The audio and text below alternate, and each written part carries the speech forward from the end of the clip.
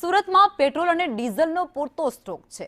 લોકોએ ગભરાવાની બિલકુલ જરૂર નથી। તમામને પૂરતું પેટ્રોલ મળી રહ્યું છે। કોઈ વિસ્તાર વંચિત નથી રહે તે માટે આ નિર્ણય પણ કરવામાં આવી રહ્યો છે।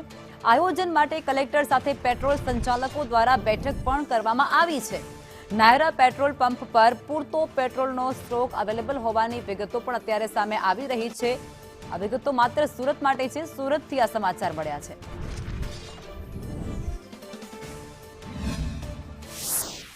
રાજકોટ અને અમદાવાદની અંદર પેટ્રોલનો જથ્થો ખૂટી પડ્યો છે ત્યારે સરકાર તરફથી એક નોટિફિકેશન બહાર પાડવામાં આવ્યું છે કે 3000 લીટર જેટલું પેટ્રોલ રિઝર્વ રાખવામાં આવે। ત્યારે સુરતની શું પરિસ્થિતિ છે, અનિલભાઈ આપણી સાથે છે, તેમની સાથે વાત કરીશું।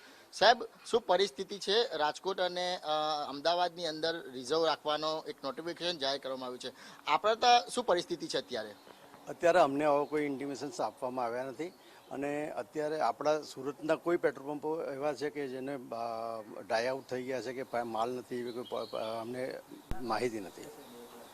શું સરકાર તરફથી કોઈ નોટિફિકેશન આપવામાં આવ્યું છે? અત્યારે શું પરિસ્થિતિ શું છે?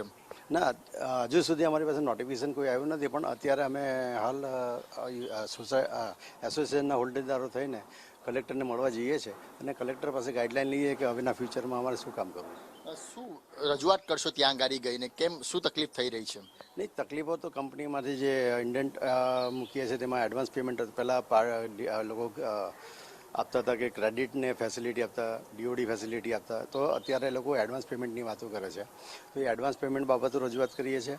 પ્લસ અમારે ફ્યુચરમાં અમને કઈ રીતે માલ મળશે, અમે ઇન્ડેન્ટ આપીશું તો કેટલો માલ અમને આપશે, એનું અમે ગાઈડલાઈન લેવા જઈ રહ્યા છીએ।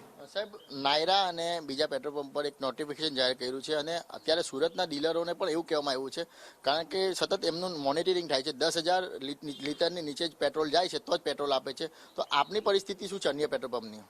10,000 નીચે જતું હોય એમાં તો શું છે કે પેટ્રોલ પંપ જે છે એનું સેલ આઉટ કેટલું છે, કઈ રીતે સેલ કરે છે, એના પ્રમાણે એ લોકો નક્કી કરતા હોય છે કે કેટલા લીટર એને માલ આપવો।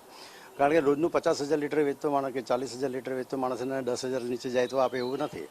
પણ જે માણસ ધારો કે 3,000 લીટર વેચતો અને એ માણસ 12-15,000 લીટર સ્ટોર કરીને બેસે તો સ્ટોરેજ વધારે કરીને એ લોક નહીં કરી દે માલ, એટલા માટે